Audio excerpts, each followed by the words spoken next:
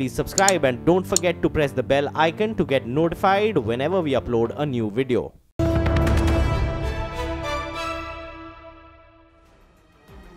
अब आपको न्यूज 18 की एक्सक्लूसिव ब्रेकिंग दे रहे हैं। सरकार जल्द जजों की रिटायरमेंट की उम्र को बढ़ाने की तैयारी कर रही है। सरकारी सूत्रों ने न्यूज 18 को बताया कि उच्च न्यायपालिका में यह फैसला लिया गया है और इसके लिए बिल आज से शुरू हो रहे मॉनसून सत्र में ही लाया जा सकता है। सुप्रीम कोर्ट के जजों की रिटायरमेंट उम्र को 2 साल बढ़ाकर 65 से 67 साल का प्रस्ताव है, जबकि हाईकोर्ट के जजों की रिटायरमेंट उम्र 62 साल से 64 साल कर दी जाएगी। इसके लिए संविधान संशोधन करना होगा। सरकार उच्च न्यायपालिका में जजों की कमी पर गंभीरता से सोच रही है और इसको लेकर संसदीय समिति की सिफारिशों को लागू करने की तैयारी है।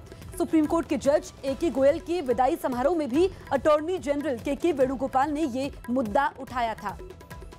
तो सुप्रीम कोर्ट के जज की रिटायरमेंट उम्र 65 से 67 साल होगी। ये हमें एक्सक्लूसिव जानकारी मिली है। सरकार इस बिल को आज से शुरू हो रहे मॉनसून सत्र में पेश कर सकती है। दरअसल जो सुप्रीम कोर्ट के जज हैं, उनकी रिटायरमेंट की उम्र 2 साल बढ़ाकर 65 से 67 साल का प्रस्ताव है, जबकि हाईकोर्ट के जजों की रिटायरमेंट उम्र 62 साल से 64 साल कर दी जाएगी। एहतेशाम खान हमारे सहयोगी फोन लाइन पर मौजूद है। एहतेशाम, इस बिल से जुड़ी हुई क्या जानकारी है आपके पास? देखिए, इस बात की अटकलें काफ़ी दिनों से लगाई जा रही थी, जब से अटॉर्नी जनरल के वेणुगोपाल ने ये बात एक पब्लिक फंक्शन में सुप्रीम कोर्ट में कही थी। और अब हमें ये पुख्ता जानकारी मिली है, सूत्रों के हवाले से ये खबर आ रही है कि सरकार ने अपना मन बना लिया है कि इसी मानसून सत्र में ये बिल पेश किया जाएगा, जिसमें जजों के रिटायरमेंट एज को 2 साल बढ़ा दिया जाएगा, सुप्रीम कोर्ट में भी और हाई कोर्ट में भी। तो इस पर एक राजनीतिक उठापटक दोबारा शुरू होने वाली है, क्योंकि अगर आपको याद होगा कि कुछ दिनों पहले मुख्य न्यायाधीश जस्टिस दीपक मिश्रा के खिलाफ महाअभियोग लाने की बात कांग्रेस पार्टी और खासतौर पर कपिल सिब्बल कर रहे थे, जो कामयाब नहीं हो पाए। तो ऐसे में जब सुप्रीम कोर्ट के जजों के बारे में बात की जा रही, खासतौर पर मुख्य न्यायाधीश के बारे में बात की जा रही है, और अब सरकार चाहती है कि उनका कार्यकाल 2 साल और बढ़ जाए, तो इसका काफी असर पड़ेगा कि किस तरह से अपोजिशन, जो विपक्षी पार्टियां हैं, इसको लेती हैं। सरकार ने अपना मन बना लिया है। पुख्ता जानकारी हमें मिल रही है सूत्रों के हवाले से कि सरकार ने पूरा अपना मन बना लिया और एक ड्राफ्ट तैयार हो गया है कि इसी मॉनसून सत्र में इसे पेश किया जाएगा, जिसमें जजों की जो रिटायरमेंट एज है उनकी उम्र बढ़ा दी जाएगी 2 साल। बिल्कुल एहतेशाम, जैसा कि आप बता रहे हैं कि जो चीफ जस्टिस है उनको लेकर के पहले विपक्ष ने सवाल उठाए थे, न्यायपालिका पर सवाल उठे थे, और ये बेहद गंभीर बात है। लेकिन आप लगातार सुप्रीम कोर्ट कवर करते हैं, आपसे ये समझना चाहेंगे कि जो ये बिल लाया जा रहा है, क्या वाकई इससे जो जजों की कमी है उसको काफी हद तक दूर कर लिया जाएगा?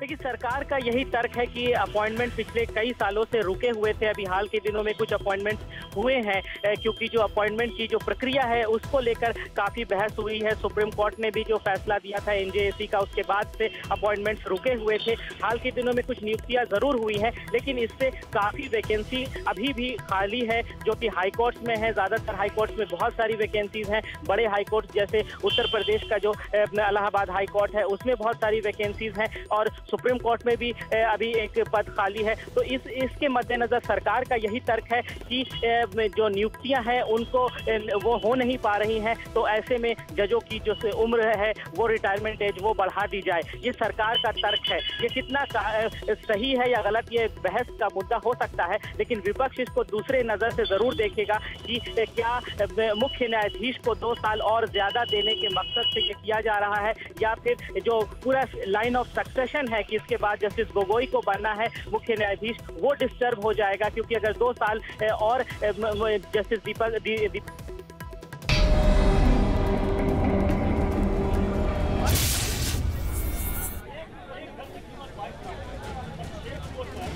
तो तस्वीरें लगातार हम आपको दिखा रहे हैं। हमारे साथ एक और शख्स है जो टेक्निकली बताएंगे कि यहाँ पर गड़बड़ी क्या हो सकती है, वजह इसकी क्या देखते हैं। एक्सक्यूज मी, मैं भारत सरकार का एक retired technocrat doctor A K. Srivastava बोल रहा हूँ।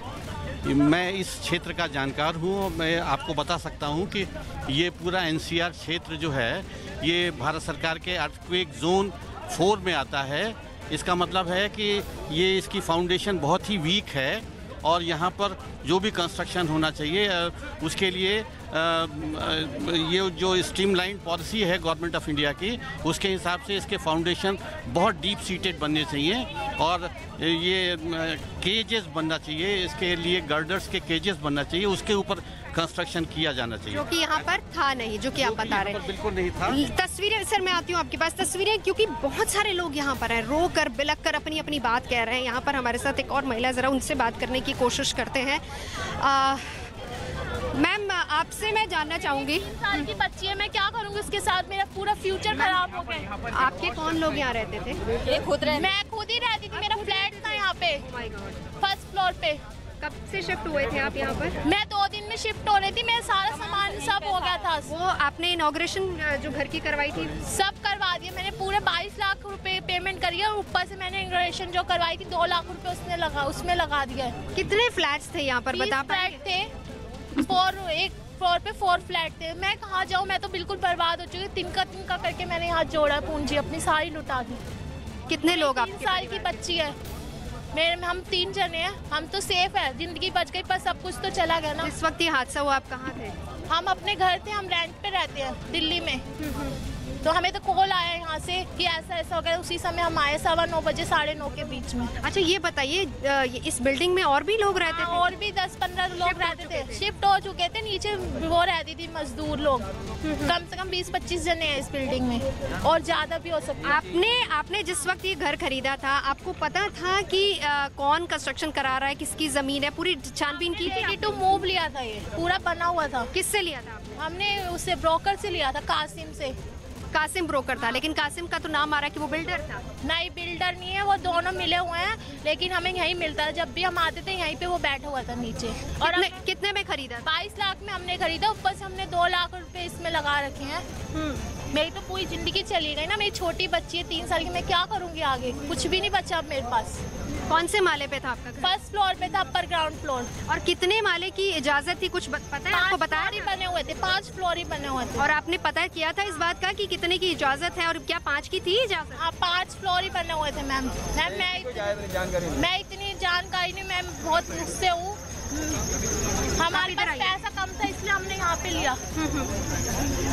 अब पूरा लोन मिल रहा है 100%, तो बंदा सेटिस्फाई होगा ना कि लोन मिल रहा है तो बिल्डिंग सही होगी। मैम, इस बारे में मेरे को आगे नहीं पता जी, मेरी पूरी जिंदगी चली गई। बिल्कुल, आप अंदाजा लगा सकते हैं। मैंने जिस बात की शुरुआत शुरू में की थी, जो बात आपको बताई थी, पाई करके आप पैसा जोड़ते हैं और फिर उसके बाद आपका आशियाना इस तरीके से धर्राशायी हो जाता है। ये भ्रष्टाचार है जो कि दिखा रहा है। दावे लाख किए जाएं लेकिन वो खत्म नहीं हो रहा है। अमित सिंह भी मौजूद है। अमित, हाँ, आप कहाँ से आए? मैं नोएडा से आया हूँ। मेरा मेरा टीममेट था शिव त्रिवेदी, उसका 4th फ्लोर पे इधर फ्लैट था। उसने 2 दिन पहले यहाँ पे शिफ्ट किया है अपनी फैमिली के। उसकी मदर उनके साथ थी, उसका भतीजा, उसकी भाभी जी भी उसके साथ थी, और यहाँ पे टोटल 20 फैमिलीज़ थी। उसमें से almost families 10 to 15 families shift कर गई है, जो मुझे आइडिया है। मैंने खुद इस साइट को फिजिकली विजिट किया है। उसने खरीदने से पहले मुझे दिखाया था कि राम सर ये है। और सबसे इंटरेस्टिंग चीज़ है, यहाँ पे लोन सेक्शन हुआ है, लोन के बेसिस पे ही उसने फ्लैट को ये सबसे बड़ा भ्रष्टाचार। आप यहाँ हमारे साथ रहिएगा। सबसे बड़ा भ्रष्टाचार आप देखिए कि मान लीजिए तमाम सवाल जो न्यूज़ 18 उठा रहा है वो तो हम आपको दिखाएंगे, लेकिन लोन सेंक्शन कैसे होगा, कैसे बैंक ने लोन सेंक्शन कर दिया, जरा वो सवाल देखिए जो न्यूज़ 18 इंडिया लगातार उठा रहा है।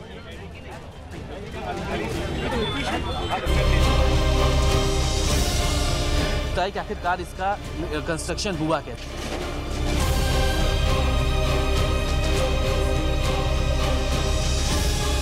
मेरा फ्रेंड है, उसकी माँ और उसकी भाभी अभी शिफ्ट हुए थे।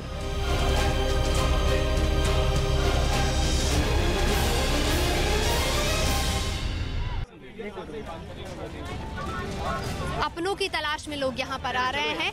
हमारे साथ एक शख्स है जिनसे मैं बात कर रही थी, जिन्होंने सवाल बड़ा ये उठाया कि भाई अगर इलीगल है तो फिर लोन कैसे सैंक्शन हो जाते हैं। लेकिन आप ये सोचिए कि ये इंतज़ार कर रहे हैं कि शायद अंदर से कोई अच्छी खबर आएगी। आपका फ्रेंड और उनकी फैमिली अंदर, आपने बताया था। यस, वो स्टिल हमें पता नहीं है कि उनकी डेड बॉडी फाइंड हुई है, कुछ भी अपडेट नहीं है। और इवन मैं सुबह से बिल्डर का भी कॉल ट्राई कर रहा हूँ। आपने अभी ट्राई किया, बिल्डर को फोन ट्राई किया आपने? मैंने ट्राई किया था, सुबह से कर रहा हूँ ट्राई, कोई उनका फोन लग ही नहीं रहा। कासिम की बात, कासिम और एक और उनके थे मिस्टर इमरान करके थे सेकंड पर्सन, उनका भी नंबर नहीं लग रहा है। सो कोई रिस्पॉन्स ही नहीं कर रहा है। आपकी फ्रेंड से जो अभी आप कह रहे हैं कि अंदर हो सकते हैं, दबे हो सकते हैं, कितने लोग उनकी फैमिली के यहाँ पर? यहाँ पे उनकी मदर थी, जो मुझे कंफर्मेशन है, बिकॉज जो इन्फॉर्मेशन उसने मेरे साथ, उसका भतीजा था, उसकी भाभी जी थी और वो खुद था। 3 पर्सन यहाँ पे थे और जो कि 2 दिन पहले ही शिफ्ट किए हैं मैम। और इस प्रॉपर्टी को मैंने खुद देखा है परचेज करने से पहले, तो मुझे कोई डाउट नहीं है कि ये बिल्डिंग नहीं है, यही बिल्डिंग है। और इवन उनके जो नेबर थे, जो मैम है, उनसे मेरा बात हुआ, वो शिव त्रिवेदी से लास्ट नाइट मिलके भी गए, वो कह रहे हैं हम मिलके गए हैं, राइट। तो अभी मेरे को पता नहीं कि मैं क्या करूँ, बट हाँ यहाँ पे मुझे कोई इन्फॉर्मेशन नहीं मिल पा रहा कि नेक्स्ट प्लान क्या है, कहाँ पे जो भी है रेस्क्यू बॉडीज़ हैं वो कहाँ पे जा रही है, क्या स्टेटस है, मुझे कुछ अपडेट नहीं है। आप अंदाज़ा लगाइए कि अब अपनों को खोजने की कोशिश हो रही है इस मलबे के अंदर, नहीं बा, और सिर्फ आपकी कमाई का नहीं, आपका हाल ही होगा। हमारे साथ जो शख्स खड़े थे वो रो रो कर वो ढूंढ रहे हैं अपनों को, क्योंकि 5 लोग परिवार के, उनके फ्रेंड हैं, 5 लोग हैं जो कि यहाँ अंदर दबे हो सकते हैं, जिनके बारे में जानकारी नहीं मिल पा रही है। एनडीआरएफ की टीमें लगातार यहाँ पर लगी हुई है, रेस्क्यू टीमें लगातार लगी हुई हैं, लेकिन अभी तक उनके बारे में कोई जानकारी नहीं मिल पाई है। अमित, एक और बड़ी खबर जो यहाँ पर मिल पाई है, न्यूज़ 18 लगातार सवाल उठा रहा है कि यहाँ पर मैक्सिमम जितनी भी बिल्डिंग्स हैं, मैक्सिमम इलीगल कंस्ट्रक्शन। जी हाँ, बिल्कुल। अभी मेरी गांव के कुछ लोगों से बात हो रही है।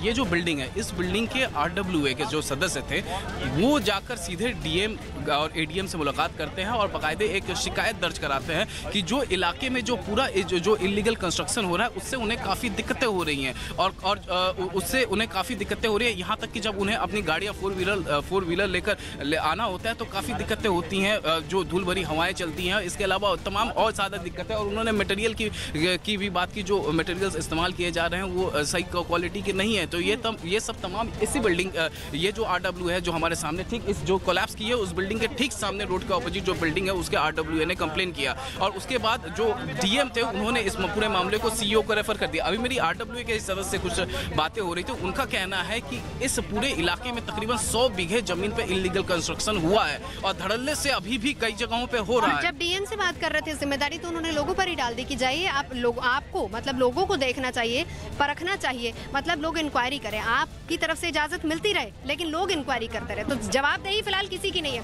मेरे सहयोगी दीपक ने जायजा लिया, एनडीआरएफ की टीम लगातार यहाँ पर मौजूद है और किस तरीके से वहाँ पर रेस्क्यू ऑपरेशन चल रहा है, मेरे सहयोगी दीपक ने जायजा लिया। जरा वो तस्वीरें दिखाते हैं आपको। नोएडा के शाहबेरी में 2 बिल्डिंगें गिरी हुई हैं, दोनों 5 और 6 मंजिलों की इमारतें हैं और इस बिल्डिंग में अभी जो रेस्क्यू ऑपरेशन है वो बदस्तूर जारी है। लगभग अब कहा जाए तो एनडीआरएफ का जो काम है वो अब शुरू हुआ है। 3 अप्रोच बनाए जा रहे हैं, यानी 3 जगह से घुसने का रास्ता अंदर के लिए बनाया जा रहा है। 3 अप्रोच जो टेक्निकल परिभाषा होती है एनडीआरएफ की, उस तौर पर यहाँ पर बनाए जा रहे हैं, जिसके बाद उसके अंदर जाया जाएगा, क्योंकि जीवित लोग अगर होते हैं तो उनको बचाने की कवायद होगी। साथ ही ये भी देखा जाएगा कि क्या वहाँ पर कितने लोग थे, क्योंकि जो एक बिल्डिंग जो 6 मंजिला थी वो निर्माणाधीन थी, वो जो बगल वाली रिहायशी बिल्डिंग थी उसके ऊपर गिर पड़ी। रिहायशी बिल्डिंग में ये बताया जा रहा है कि 3 से 4 परिवार यहाँ पर गृह प्रवेश के बाद आ गए थे, जिसके बाद उनका भी कोई अता पता नहीं है। लेकिन ये अब धीरे धीरे जिसके भी रिश्तेदार यहाँ पर आ रहे हैं, जिन्हें पता चल पा रहा है, तो उसके बाद लोग अपने अपनों को खोजने के लिए यहाँ पर आ रहे हैं। तो कुल मिला के कहा जाएगा कि अभी भी जो रेस्क्यू ऑपरेशन है वो शाम तक बदस्तूर इसी तरह से जारी होगा। लेकिन कुल अभी तक 3 शव निकाले गए हैं। लेकिन क्या कितने लोग जीवित हो सकते हैं ये अभी कयास है, लेकिन कितने लोग यहाँ पर होंगे, क्योंकि कुछ लोग का कहना है कि 20 से 25 लोग यहाँ पर होंगे, लेकिन उनकी संख्या भी बढ़ सकती है। तो कुल मिला के कहना होगा कि रेस्क्यू ऑपरेशन जारी है और कब तक ये पूरा हो पाएगा ये अभी कहना मुश्किल होगा। कैमरामैन नकुल के साथ दीपक बिस्ट, न्यूज़ 18 इंडिया, नोएडा।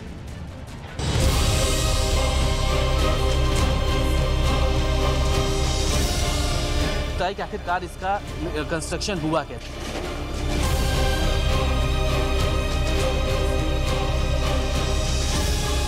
मेरा फ्रेंड है, उसकी माँ और उसकी भाभी अभी शिफ्ट हुए थे